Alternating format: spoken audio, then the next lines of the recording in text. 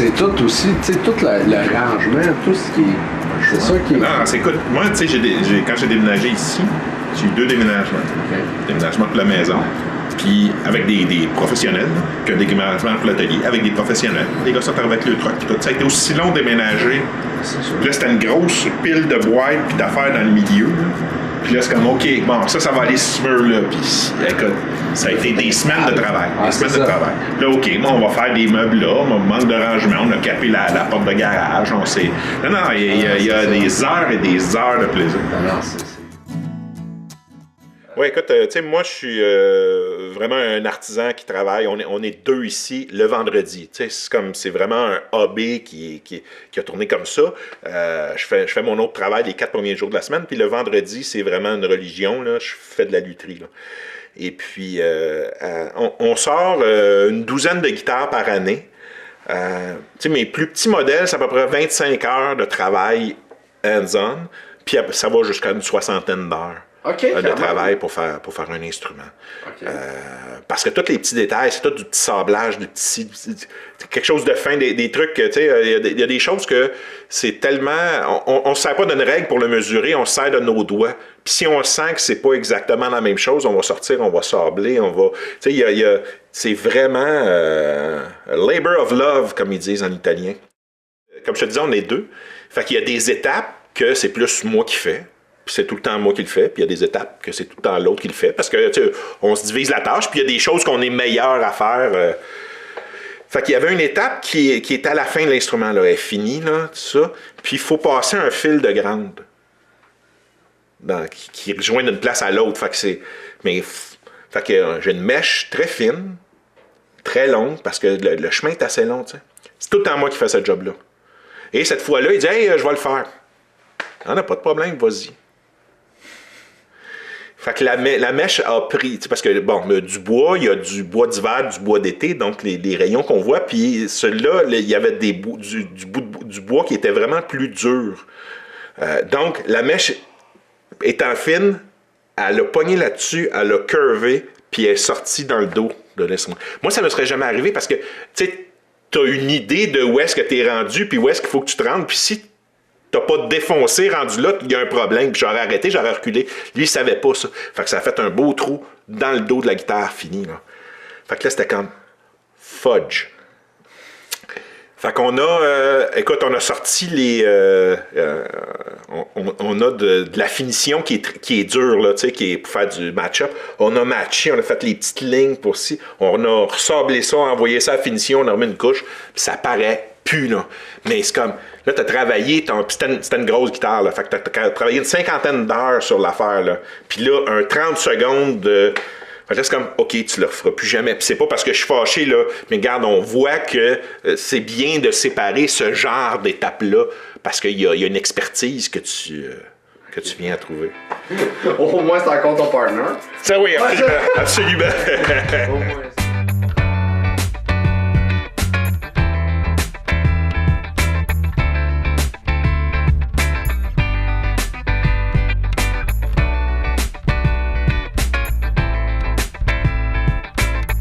Comment t'es tombé dans ce milieu-là? Moi, ça fait combien de temps? C'est de où, quand, quoi, pourquoi, comment? Ouais, moi, c'est comment tu tombes là-dedans puis tu découvres, c'est comme un métier de forgeron. Oui, c'est ça. C'est un peu ça, là. Écoute, moi, je suis ingénieur de formation, donc je suis ingénieur en électronique.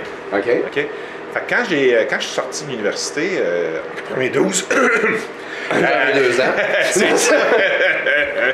Ben, écoute, il n'y en avait pas de job en ingénierie. Tu sais, il y avait un creux économique aussi. Économique et tout ça. Moi, j'avais un cousin qui était là-dedans, qui était ingénieur. C'est 10 ans plus vieux que moi, tu sais. Puis je sais qu'il travaillait. Tu sais, ça faisait longtemps que je ne l'avais pas vu, mais je sais qu'on avait suivi exactement la même formation. Fait que là, un moment donné, je l'appelle, je disais, écoute, j'ai pas de job, là, puis ça va pas bien. J'ai fini l'université, puis comme j'ai envoyé 150 CV, j'ai reçu un accusé de réception. Là. Ouais, c'était vraiment mort, tu sais. Fait que, il dit, OK, viens dans une entrevue, ceci, cela. Fait que là, j'apprends qu'est-ce qu'il fait, tu sais. Parce que, ingénieur, tu peux faire bien des affaires. Il était agent de brevet. OK. Fait que donc, c'est une personne qui aide les inventeurs à protéger leurs inventions. Donc, rédiger les textes, apprendre les lois. Ça prend des ingénieurs pour ça, parce qu'il faut bien comprendre l'invention pour l'écrire dans le document, etc. Fait qu'il dit, viens, on va te prendre à l'essai. OK. Puis ça a super bien fonctionné. C'était un skill que j'avais, rédigé, puis ça allait très bien. Ça a fait un bon match. Ça a fait très bien. Sauf qu'après 1 an et demi, 2 ans de ça, peut-être, c'est comme, le fruit de mon travail, c'était une pile de papier qui sortait de l'imprimante. Ce qui est pas, il n'y a pas de problème là, mais moi, je veux dire, dans mon enfance, mon père était menuisier ébéniste. Ouais. Son passe-temps, c'était de faire du fer forgé. Fait qu'il y avait une forge dans le garage chez nous. Puis, fait que j'avais tangible, hein? Toujours, manuel. Fait que c'était pas assez pour moi. Fait que là, je me suis cherché un hobby, tout simplement. Qu'est-ce que je pourrais faire? La danse sociale? Je cherchais, là. On est loin de ce résultat-là, mais ça. Et puis, je venais de m'acheter Moi, j'ai toujours fait de la musique. J'ai jamais été très, très bon, mais j'ai toujours eu du fun. Tu sais, autour d'un feu de camp, faire 3 accords, là, c'est le fun. Oh, c'est ça. Puis le monde sont contents, t'invites à cause de ça. Ça paye la bière. C'est ça. Voilà. C'est ça. Fait que, je venais de m'en acheter une popée, tu sais. Okay. Fait que là, c'est comme il y a une espèce de déclic qui s'est fait. Hey, il doit y avoir du monde qui fait. Tu sais, c'est comme. C'est fait par du monde, c'est pas fait par une machine, là, tu sais. Puis là, c'est comme. OK? Fait que s'il y a du monde qui font ça, il doit y avoir du monde qui montre à du monde comment faire, tu sais. Ouais, regarde, je te parle tout le temps. On voyait que t'étais cartésien comme ingénieur, c'est ça. Je te dis, c'est de base, ça marche. Tu peux pas sortir l'ingénieur du monde. Ouais, c'est ça. Fait que là, j'ai commencé à faire des recherches, tu sais, page jaune. OK. Blabla, luthier. Ouais, Internet, t'as moins. Non, c'était rendu moins, là. Ouais, c'est ça. Fait que finalement, je m'aperçois qu'au cégep Édouard Montpetit, il donnait un cours socio-culturel. Fait que t'avais pas besoin d'aller au cégep. Tu sais, c'était un soir par semaine. C'était du genre de parascolaire, mais ouvert à large à la population. Fait que là, j'appelle là, puis OK, on en commence un cours la semaine prochaine, ça donne bien.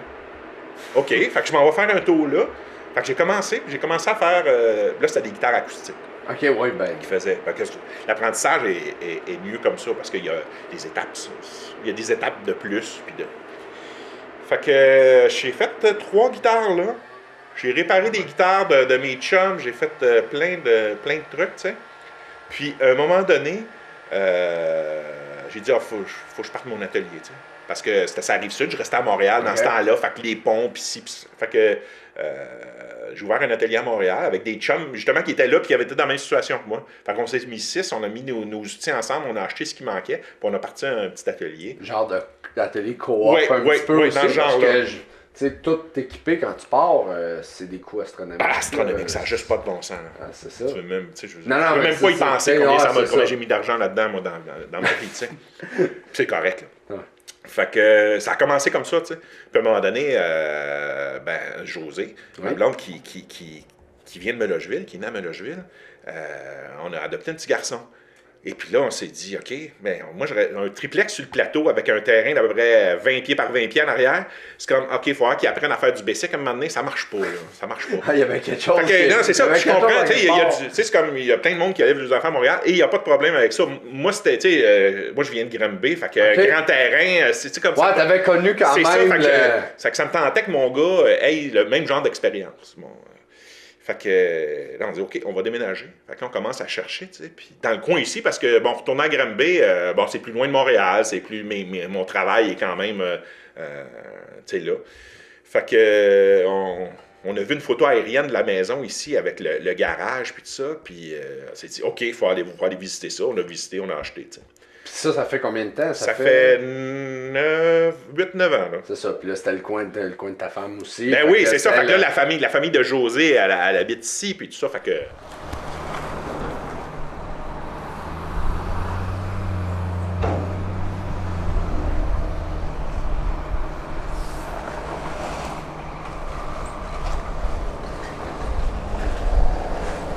Moi, comme citoyen de Beauharnois, je suis super content que le Beaufest là, soit devenu un festival qui est vraiment plus musique. Moi, c'était la portion, de toute façon, dans le festival des citoyens où j'allais le plus, puis qui m'intéressait le plus, fait que c'est super le fun.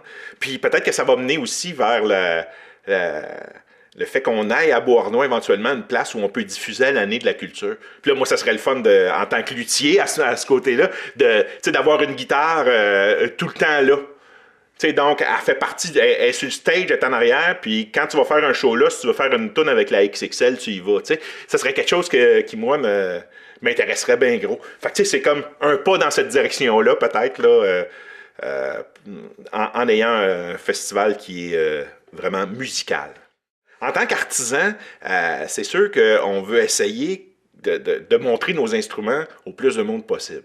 Puis comme on parlait tantôt, l'affaire, c'est d'être joué on stage. Fait que là, moi, on verra avec le comité, mais ça pourrait être le fun, justement, d'avoir une guitare qui pourrait être jouée si n'importe qui veut jouer de la XXL sur le stage pendant le festival, y va. Puis après ça, on pourrait faire un concours de... un vote aussi ou ça, puis un de ces guitaristes-là qui a joué avec la guitare, qu'il la gagne. Ça pourrait être niaiseux de même. Ça pourrait être le fun de même.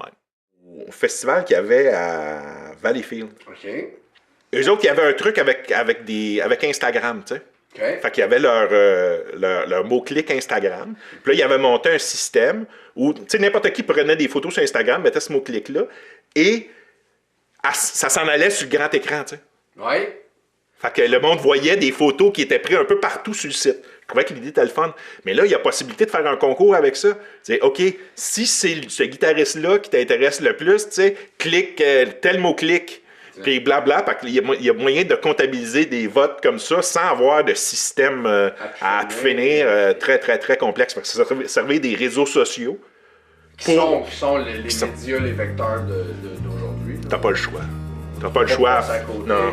C'est sûr que, tu sais, dans les spectacles, que vous ayez ça, là.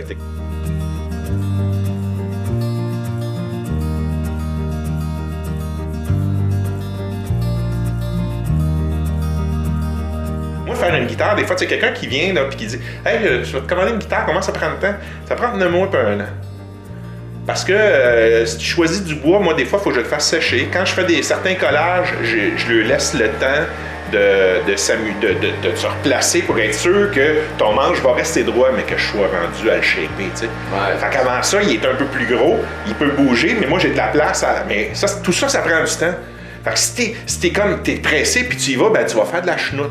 Parce que il y a pas... Là, le monde y avait pour hier. Il y avait pour hier, mais c'est ça. Moi, le monde y avait pour hier.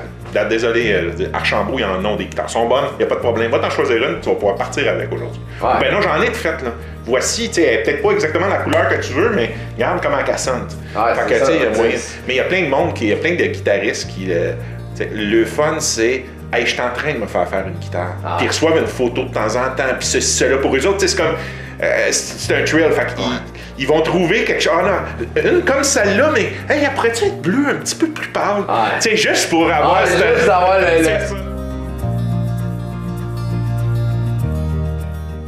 Donc, là, mon petit cours 101. Là, c'est la partie le fun, là, que je vais apprendre de quoi. Ça. Écoute, une guitare électrique, habituellement, là, ce que ça va être une planche de bois solide avec 2 pick-up puis un manche. Puis c'est bien correct, il y a des centaines de milliers de guitares qui sont faites comme ça, puis le rock and roll est né avec ça. Il n'y en a pas de problème. Moi, quand j'ai commencé à faire des guitares, j'ai commencé à faire des guitares acoustiques. Donc, vide en dedans. Fait que quand je suis arrivé à faire des guitares électriques, moi, prendre une planche de bois, ça ne m'intéressait pas. Fait que j'ai décidé, je vais faire ça comme un sandwich. Fait que je vais avoir le cœur de ma guitare, qui est fait dans ce cas-là, c'est du cèdre. Mais habituellement, c'est un bois relativement mou, mais qui vibre. Je veux qu'il vibre. Puis après ça, je vais avoir un top puis un dos d'un bois plus dur. Dans ce cas-là, c'est de l'acajou. Que je vais venir éventuellement coller dessus. Mais ce que ça me permet, c'est avant de le coller, ben, mon morceau de bois, je peux l'ajourer, je peux y faire des cavités, je peux le former. C'est très mince, là, quand c'est ça. Dans le... Mais là, tu sais, c'est comme ce que tu vois, là, ça flotte. Tu sais, là, c'est là que les cordes vont être attachées, puis il va y avoir le pick-up. C'est pas sur quelque chose de solide, donc il y a comme des barrages de guitare acoustique, comme je te dis. Moi, j'ai commencé à la guitare acoustique, fait que cette espèce de philosophie-là. C'est resté même dans des autres styles de guitare aussi. C'est ça, absolument. Quand même parce que je veux que, quand j'ai fini la guitare, avant de la brancher, je fais schling, je veux pas juste entendre un bruit métallique de cordes. Je veux entendre du bois, je veux voir comment...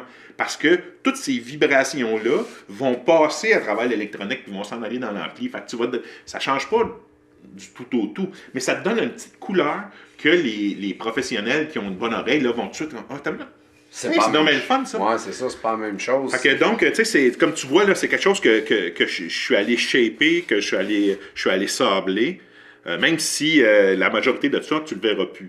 Non, Tu sais, non, quand, c'est tu, ça. quand tu mets ça là-dessus, là, tu vois plus grand-chose de ça.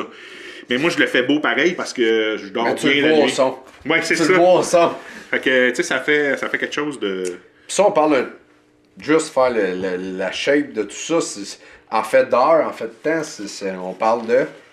Ça, c'est peut-être 2 heures de travail là-dessus, 2-3 heures. Un gars qui est habitué. Puis Un gars ça qui, fait... ouais, c'est ça. Puis les gabarits sont faits, là, tu sais, je veux dire, je suis pas, je leur dessine pas approximatif à chaque fois. Ah, parce que T'sais, c'est le même gars. c'est ça. Moi, j'ai des modèles. Ok. Tu sais, moi, il y a des gens qui font de la guitare custom. T'arrives avec un dessin sur une napkin, là, puis ils vont t'en faire. C'est Ouais, correct, il n'y a pas de problème. C'est une autre vision. Moi, j'ai développé mes modèles à partir de sons que j'avais dans la tête, puis c'est comme ça que je veux que ça sonne, puis etc. Puis là, tu es toujours surpris parce que tu donnes ça à un guitariste qui, lui, a son idée, puis il te fait sonner ça complètement autrement. Mais c'est super cool, tu sais. Ah, c'est ça. Fait que, tu sais, t'as une idée, mais moi, ce que je fais, c'est l'outil. C'est ça, ça va finir, ça va être un outil pour un guitariste. Puis après ça, il l'utilise comme... Avec ses mains. Tu sais, c'est vraiment, il y a une synergie entre les mains, l'instrument, puis ça donne quelque chose que... Qui est unique. Les gens, des fois, tu sais, souvent, doivent garder contact avec toi. Tu sais, j'imagine que cet échange-là, Oui, oui. aussi, le lien de client-vendeur qui est plus fabricant, Oui, absolument. artiste. Là. Oui, moi, je suis vraiment pas un vendeur de guitare. Tu sais, moi, je les fais, puis après ça, quand quelqu'un les achète, c'est parce qu'il l'aime plus que moi. Tu sais. Ouais, c'est ça, là. Pour moi, c'est important, ça. Et puis, mais oui, il y a des clients que j'ai qui, un moment donné, qui ont acheté une guitare, puis écoute, j'avais une guitare mauve. OK? Vraiment, je l'appelle Purple Without Ace. Elle était vraiment... Écoute, c'était une guitare pour faire du rock solide. OK. Tu sais, c'est comme... Puis mauve, c'était une drôle d'idée de la faire mauve, tu sais. Fait que... L'idée était meilleure que le fini. C'est ça. C'est un peu... Cela dit, tu sais, le mauve était... Tu sais, la finition était impeccable toute, mais je veux dire, pour avoir une guitare mauve, il faut que tu aies du guts. Ouais, audacieux. Fait qu'il y a un gars qui vient, un prof de guitare, OK. qui vient avec son élève pour essayer des guitares. Son élève, tu sais, il avait entendu parler de moi, puis... Fait qu'il voulait absolument. Fait que là, ils ont passé la journée à essayer toutes les guitares que j'avais dans le showroom. Dans le temps, j'étais à Montréal. Ouais, OK. Fait que son client, il en choisit une, tu sais. Puis là, lui, il dit, celle-là, je vais l'essayer, moi, pour le fun. Il l'essaye, puis le gars, une synergie, là. La guitare avait jamais sonné de même, là. C'était vraiment... Mais il dit, Chris, je pensais jamais m'acheter une guitare mauve.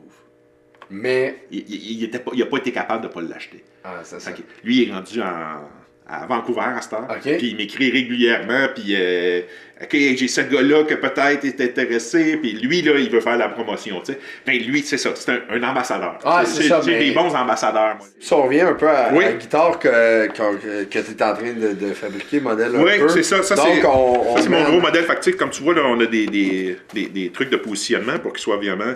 Fait que là, la prochaine étape dans celui-là, c'est vraiment de lui coller son top. Fait que j'ai des presses. Tu sais, je pourrais reprendre des serres, etc. Moi, je me suis trouvé un système de presse. Fait qu'on va mettre de la colle juste aux bons endroits. On va venir mettre de la pression là-dessus. Puis, 24 heures plus tard, la colle est vraiment sec. Et puis, là, on peut continuer à travailler, là, vraisemblablement, prendre ça, virer ça à l'envers, puis coller le dos. Puis au niveau, moi, mon questionnement, et pour peu j'en connais, mais taux d'humidité, c'est dur à garder dans l'entrepôt ou ça joue-tu sur tes guitares? Oui, c'est important. Hein? Donc, il y a un humidificateur qui roule tout le temps et un déshumidificateur l'été parce que trop, c'est comme passé. OK. Donc, on garde l'humidité dans le coin de entre 40 et 50 OK. Ce qui est important, c'est principalement lors des collages, justement, comme ça. Parce que si, par exemple, on était dans une zone de très, très grande humidité, mettons, on était à 80 d'humidité relative, mon bois est gorgé. Fait qu'il est bien gros. Fait que si je le colle, j'arrête son mouvement possible. Fait que quand ça va ressécher, qu'il va vouloir attiser, tout ce qu'il peut faire, c'est craquer.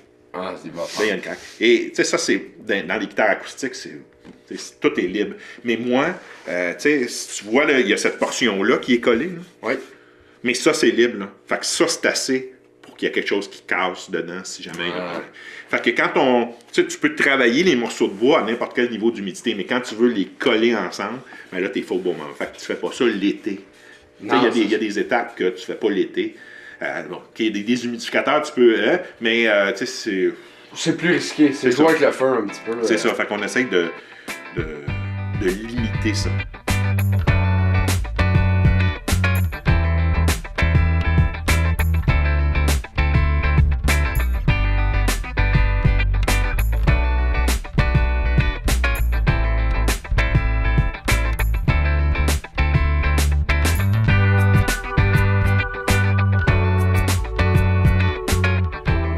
C'est ça, le musicien qui part, qui dit j'en ai 2-3 guitares plus commerciales, puis là, à un moment donné, je veux. Maintenant, là, qui dit OK, mais je peux pas t'appayer d'une shot, je peux-tu t'appayer de plusieurs? Ben oui, il n'y a pas de problème. Tu sais, moi, pour moi, c'est un.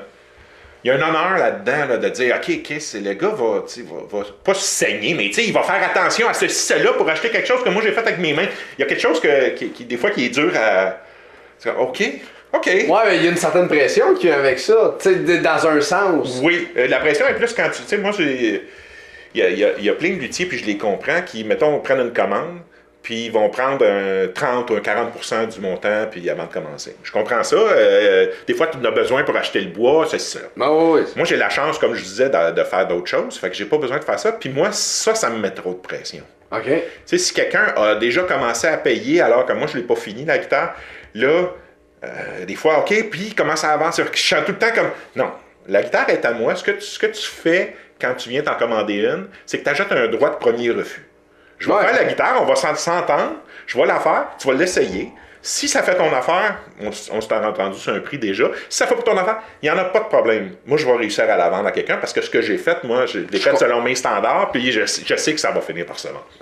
Fait que j'y vais comme ça, puis ça m'a enlevé tout mon stress à ce niveau-là. Puis au niveau de confection versus réparation, là, tu parlais que tu as fait un peu de réparation, il y a des gens, des luthiers qui font de la réparation. À quel pourcentage, je te dirais, ou ça a l'air d'être moins ton dada ou quand même? Écoute, on en prend quand même ici, je vais te dire, principalement pour que le monde vienne, les guitaristes viennent puis me connaissent. Souvent, quand on. Ben oui, une façon de les attirer. Des fois, on fait un petit setup, je vais te le faire tout de suite. Assis-toi là, puis garde, prends ça, branche-le dans l'appli, puis essaye-le. Fait que ça nous fait de la musique pendant qu'on travaille.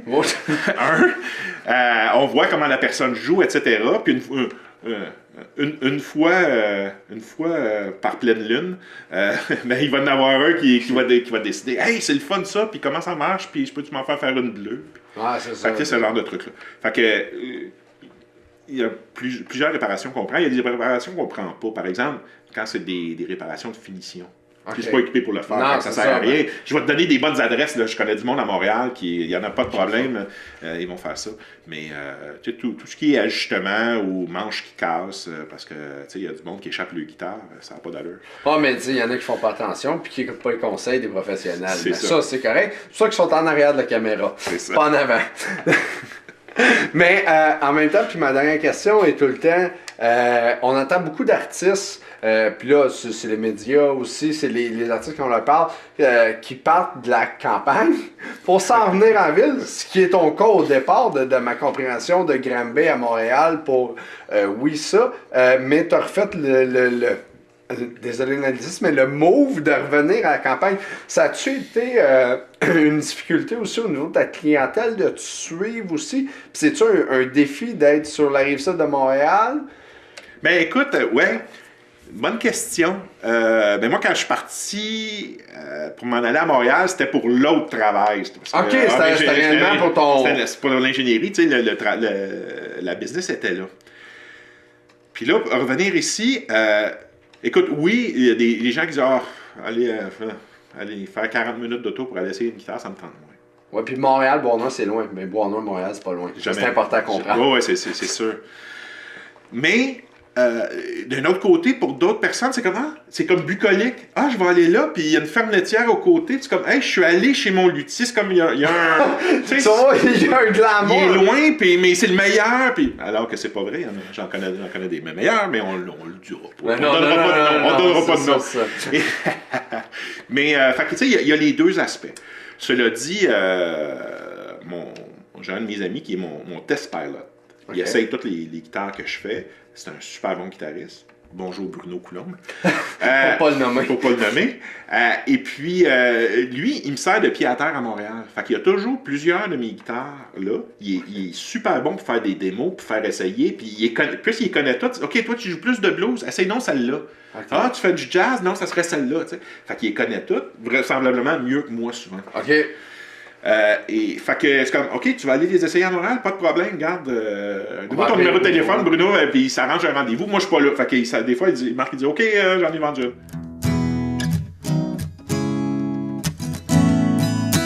De ton côté, au niveau de Granby, tu as encore de la famille là-bas, tout ça? Non, j'ai plus de famille là-bas. Okay. J'ai plus de famille là-bas, non. Okay. Moi, nous autres, on avait une petite famille, puis des gens qui sont décédés trop tôt. OK, ouais, de cette façon-là. Donc, tu sais, en même temps, oui, je me demandais toujours la raison, le pourquoi du comment de Beauharnois okay. aussi en même temps, puis c'est toujours le fun, mais je comprends la réalité grandeur aussi. Tu retrouves pas ça à Montréal aussi. Non, oublie ça, oublie ça.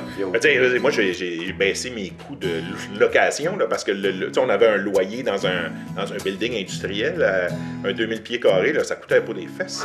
Fait que, tu sais, oui, c'est ça. Fait que, donc, c'est ça, puis, je viens pas de Beauharnois, mais je vais faire.